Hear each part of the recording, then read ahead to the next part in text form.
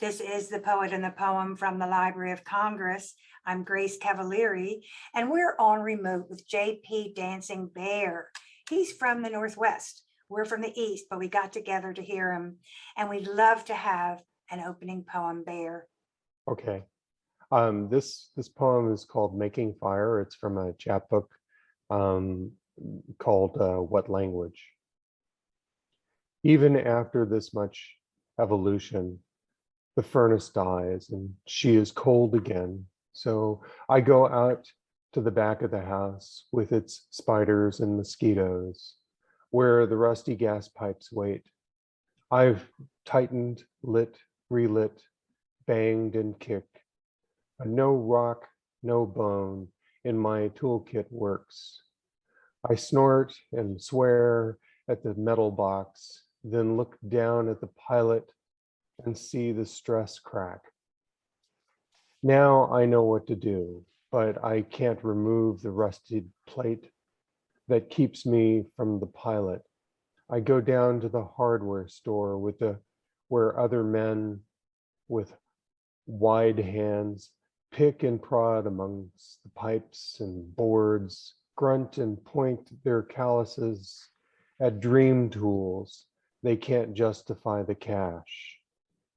They linger, tell their fantasy scenarios, money no limit, the things they'd buy.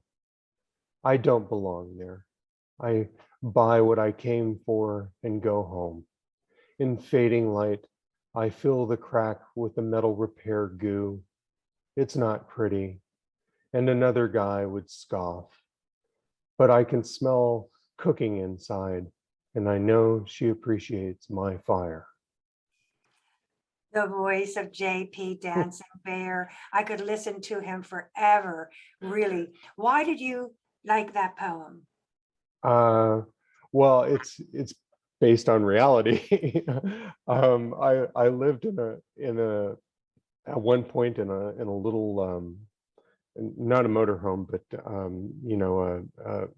a prefab, and so the water heaters at the very back in a little closet outside. So you have to deal with the weather and go out there and deal with like spiders and all sorts of stuff there. But what I like about it is the ordinariness of it, that we could not get any more down to earth than filling a split pipe with glue.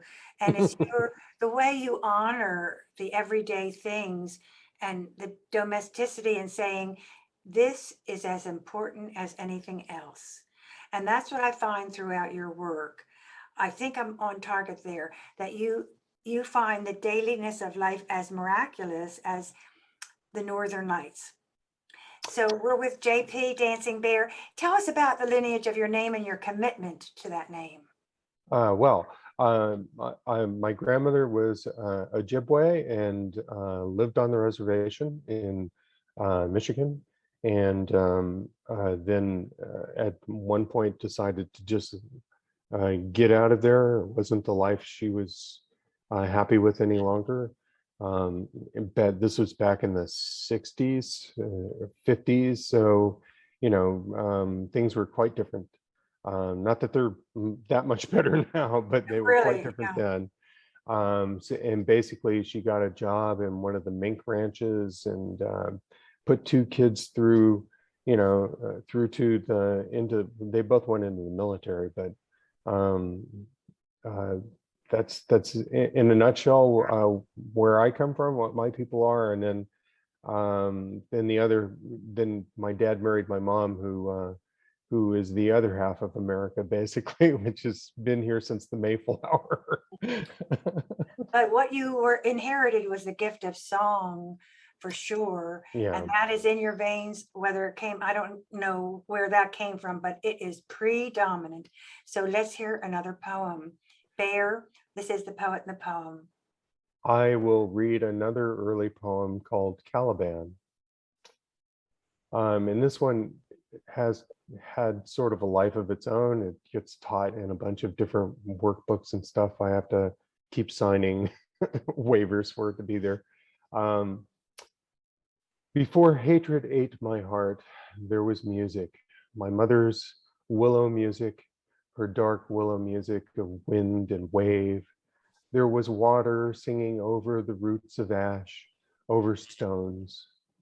Mother, I am a dead thing with a voice trained for anything but song, shackled in magic and pushed down, taught to speak with a tongue that damns me with belly aches. Mother, your songs will die within me. Mother, I am shaped an evil thing. My tears run for the loss of song. My fists clench for you. But Bear, there's no loss of song. There is no loss of song. What did that come from? Oh, it came from The Tempest, Shakespeare, and I just I've always been a big fan of Shakespeare. I love his poems, and primarily what I love is his characters. Um, they're so believable, and they're so, even after 500 years, they're so on point. Um, There's I no love question. I love the villains. I love the heroes, and the fools. I particularly love the fools. I think they're awesome. Well, I'm so glad I asked that, because I was going to get into the antecedents that influenced you, because you are touched by the classical. You are imbued with lyricism. And I was always wondering all of your influences, and I can see this now. I can see Shakespeare in you for sure. So let's hear another. This is JP, Dancing Bear. We got him early on the West Coast, and I'm really glad we did. This is the Uh, poet and the poem. okay, now I'll read something a little more recent. Let's see. I'll read something from this is of Oracles and Monsters, which came out a couple of years ago. The last vision of Cassandra. There was always something on the horizon, a fleet of ships. Cassandra could see where trouble and a blood ocean, a departure at dawn. She could see the burning, the place where dreams catch a flaming arrow and reflect their emulation on waves.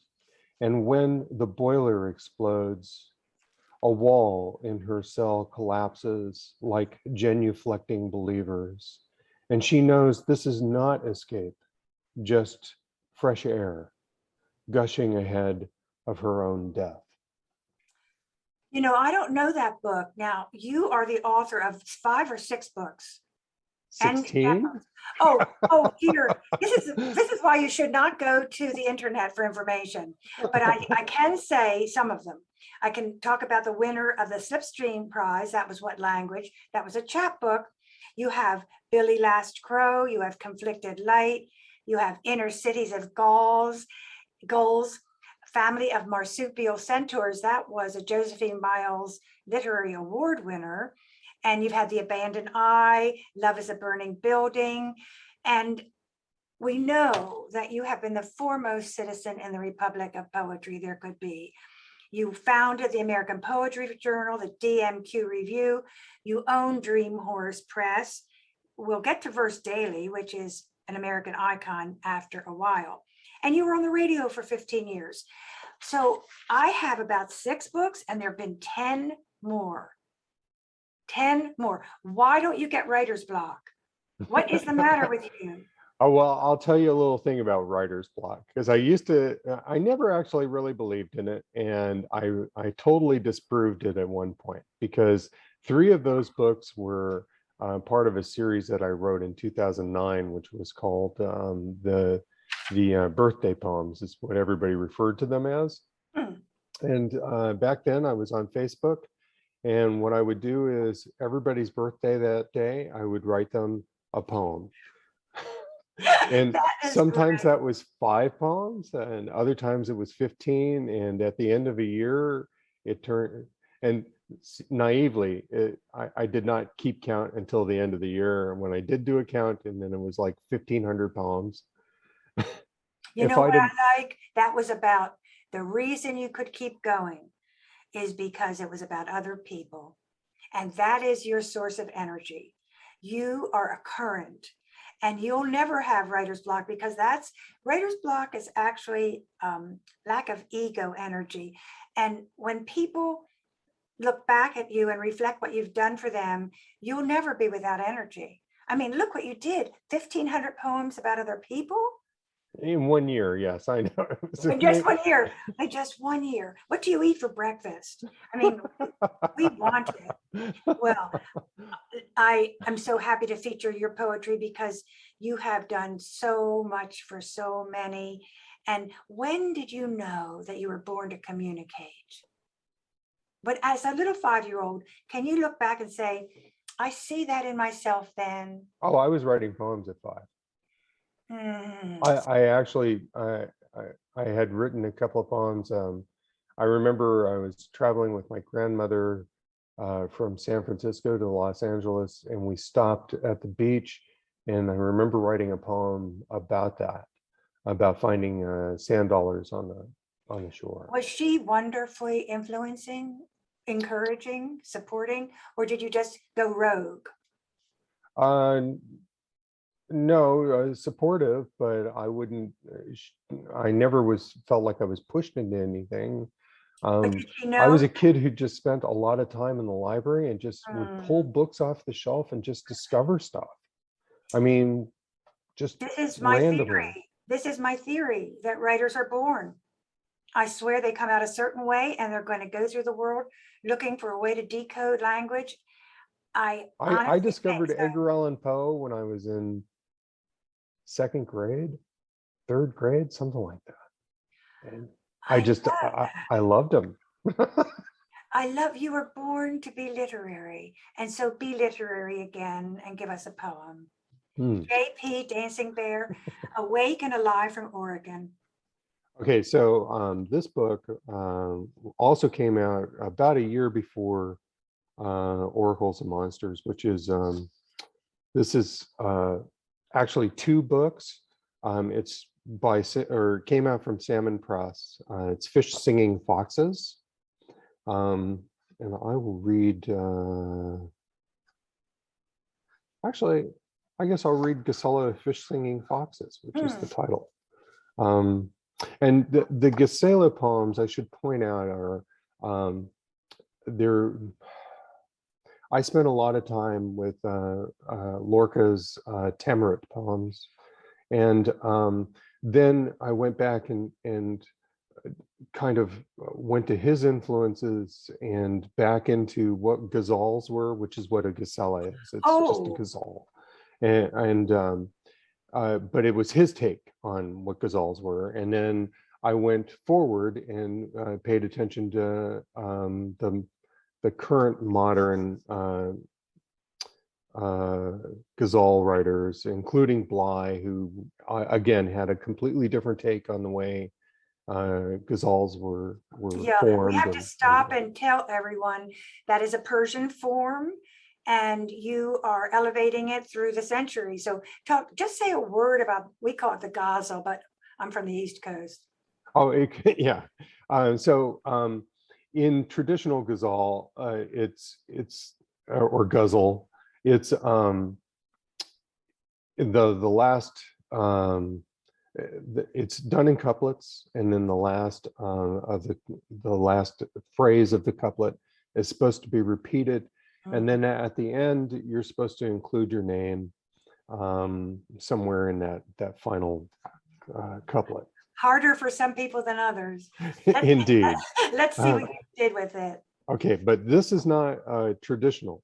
So this is my take on a traditional. So what I did was basically, after reading all of these scholars and poets, that I focused on refrain and just making sure that there was a constant, kind of repeating of words or phrases.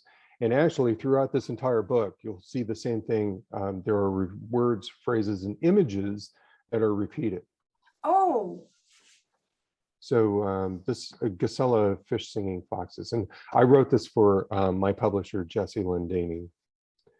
The back door is left open again, and I don't care. I don't care if the leaves come inside and get warm in the kitchen. If you truly listen past the gurgle of the stream, you can hear fish singing foxes to the fish like an open kitchen door. Out beyond the water is the song of grass and the old poets' voices between the blades, the whistle of a fox tune.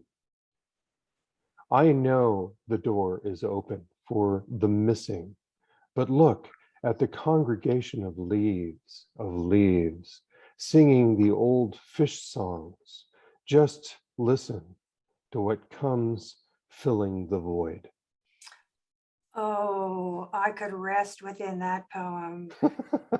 Tell me what your connection is to an Irish publisher. Is it because you are reverent to nature? Do you find, is that the connection? I actually know.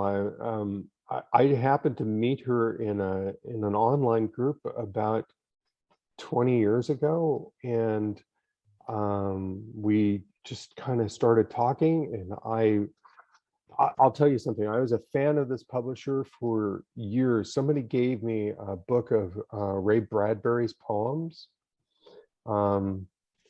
which It's a they Salmon Press, right? Am I saying Salmon Press? Yeah, Salmon Yeah. Press, Salmon Poetry, Salmon Press. And she had published that book, and this was a signed copy that somebody had gotten for me. And I just, after that, I always, whenever I saw salmon, I would pick up the book and read it. And I just began to trust them as a publisher. So I paid her the compliment, and Oh, she said, well, maybe we should do something. And well, how many? You have more than one by Salmon.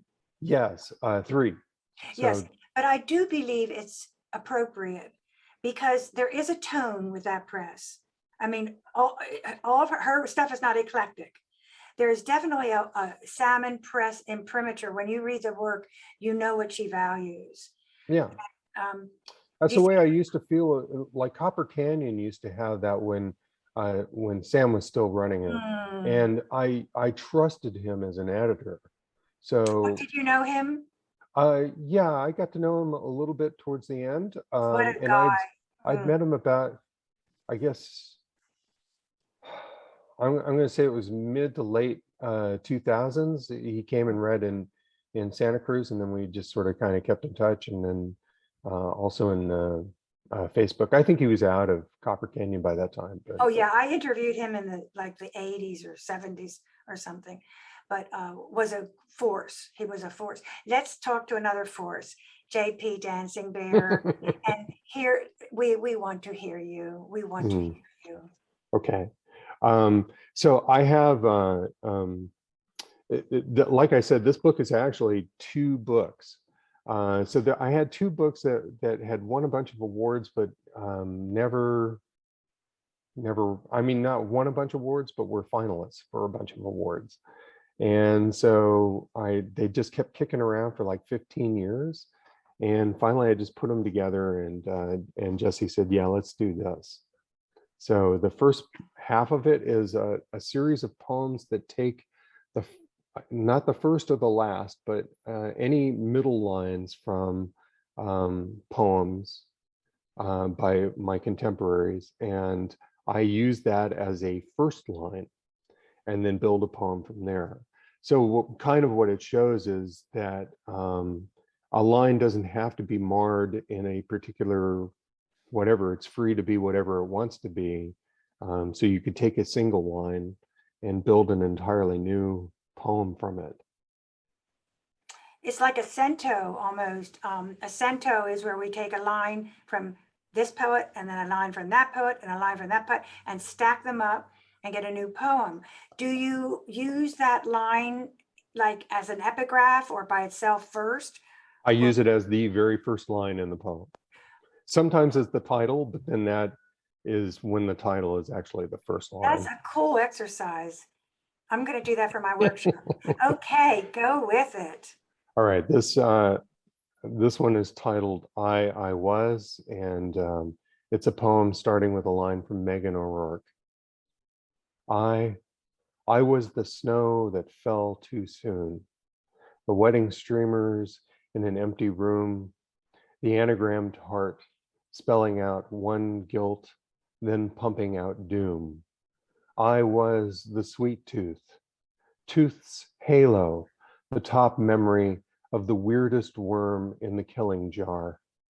I was the whiner adept, bleeding at a streak down the gunmetal blue highway, looking for a pickup hand of poker. High stakes because the ground is for snakes and scorpions. No place to plot a victory party. I was counting the hangman's rosary beads, the skip and the tarnished link looking like what I had always believed mercy would embody, and a small filament of God. Oh, glorious string theory that binds one particle to my eye, be the light, and I was the shadow flickering on the wall, the one that grew too large and fell too soon. Whoa. What is there in that poem that you think is in all of your poems? Because Well, we're always saying the same thing over and over in a way. And what is it you're saying? well, I think what it is that there's a gravitas of life, of just the living, and the all the day-to-day stuff has a gravitas, but oftentimes I don't think we spend much time dwelling on it. We're caught up in the fluff and all the things that are flying loose and coming at us, and we just don't seem to pay attention to the ground. But there's a huge spiritual hoist there. I mean, there's really a reverential tone to that poem. It's prayerful. And I think I think that's significant in your work. I do think, yeah, I do have a tendency to, I think poetry in a lot of ways is my religion. Mm. And so I do tend to think sometimes of poems as prayers, or at least having the quality of a prayer, sometimes a hymnal or a psalm, but definitely something along those lines. Now, when you took that line from a previous poet, did that spark the content of the poem? Did you actually get inspired by that first line, or did you already have a lot of stuff incubating anyway? Or did I, that line trigger you? it's okay. My process basically when I write poems is I will fixate on a line or two.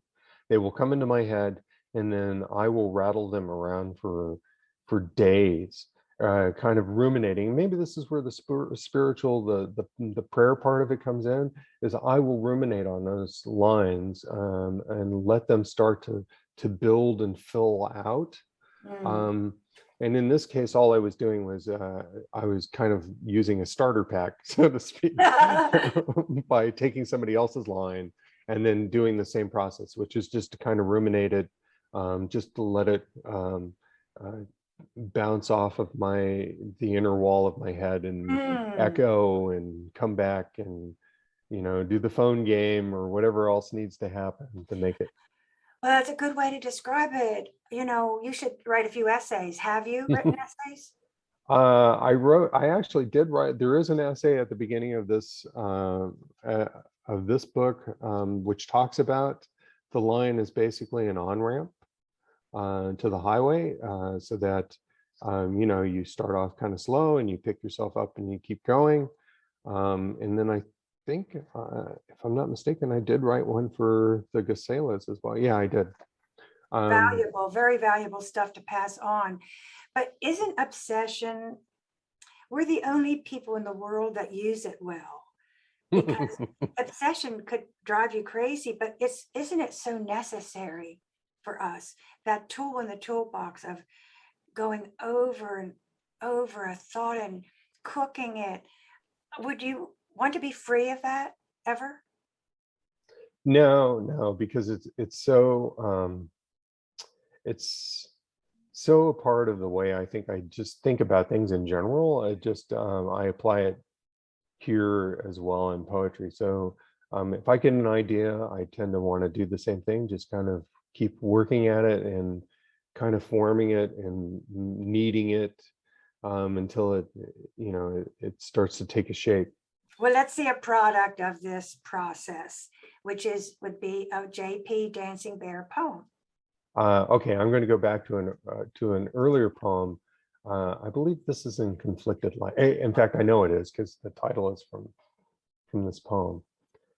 This is Natural Enemies, and I when I look at this poem now, I realize that I think I was messing around with the idea of ghazals a lot sooner than I really thought I was. Um, all day the owl is dreaming of a crow, dreaming of a crow, dreaming of a crow and his war caw rushing through the pines, and the owl opens her mouth as if to say, wait until nightfall when the crow's own blackness is not enough to hide him from her keen eyes. All night, the crow is dreaming of an owl, dreaming of an owl, dreaming of an owl, and battle screech, so close it could run through his dark body and sever his spine. His mouth moves in silence. Wait until daybreak, when the owl's gray camouflage cannot protect her from the murders of crows. In twilight, the owl and the crow are praying to live, praying to live, praying to live the long hours of hunting. They do not fly nor tempt the other into unowned time and orange territory of conflicted light. They bide in their pine churches with their psalms to a God who would favor their feathers over the others. Oh, I really love that. All day, the owl is dreaming of a crow. All night, the crow is dreaming of an owl. You know, it doesn't take much more than that to make me happy to be alive. It gives me chills. That is that is one of your best. That's one of your best. People do tend to say that, and that's part of the reason why I picked it, is because it is a favorite. I've been told many times. And another favorite is what you do in the world. We have to mention Verse Daily. When did you begin that? Tell us what it is and what you do. Well, I took it over about 6 years ago. But tell everybody what it is. And what it is I like to consider it a kind of the poetry's anthology. That's it's the writer's almanac of the day. That's constantly adding and building to. And so generally what it is well, actually, it's always something that's been published someplace else. So it's either in book form or in a magazine. And basically what we're trying to do is we're trying to highlight and feature not only the writer's work, but also the magazine that published it, or the publisher's book, just to sort of to let people know that there are other places to go, that there are resources, to go to certain magazines, to check things out. Most people, they have a very limited scope and view. Who does that? I mean, you reached out to me from Little Patuxent Review. Who is reading all these magazines? I am. I am blown away. Blown away. So do you have time to do anything else in your life? I mean, this must take all day. What I do is I set aside basically one day of the week to do the reading. Mhm. And I start with a stack and I finish it. And then and I have a backlog, which only I means that bet. I Oh, I have bet. no lack of resources. Well, we thank you. We thank you. And we also wish to hear a final poem. Okay. I'll read one from Fish Singing Foxes again. This is uh, actually no, I'm not going to. I'm going to read one from Oracles and Monsters. I like to refer to this one, especially for writers, and especially as we dance on the edge of political uncertainty. So I had a chance to meet uh, uh, a Chinese dissident writer, and we talked for a bit. But I've known plenty of others, and so this poem refers to a lot of what happened there. This is the Oracle of Plutonian, and Pluto is Hades, and oftentimes it's the underworld. So it's those oracles were at the gates of the underworld, basically. So I'll start. Beneath the tangle of pomegranate branches, trying to reach the moon, I drifted into the valleys of sleep, near the dead and near dead, and came to rest beside a small pond. It's been more than a year, and I've been ill since the first night of visions, the night the writers were labeled enemies of the state. And I remembered the words of friends from totalitarian regimes who told me American poets were soft. They'd never been raided at 3 a.m., taken to a dank cell and beaten to confess whatever was in need of a confession. Too easy to be an American writer, and they all hoped it would stay that way now that they were granted asylum here. And I thought about my friends with black sacks on their heads, cuffed and tossed into vans. They fear, they told me, about never knowing who you'll see again or when, and how all your notebooks and journals will be gone to be used as evidence of your criminal thoughts. And you will hear each friend say, now write, now you will write. Any way you can, you will write in your head, on the walls, in dirt, even sand if you must. You will write, get one word out, wake the sleeping people, write their anthem. Now you will write any way you can. The voice of J.P. Dancing Bear. This is the poet and the poem from the Library of Congress. We're on remote. The program is produced by Forest Woods Media Productions. Post-production by Mike Turpin, MET Studios. We wish to thank the Library of Congress for making the program possible. Funding is provided by the Rivada Foundation of the Logan family and the Sinipit Fund. I'm Grace Cavalieri. Our engineer is Mike Turpin.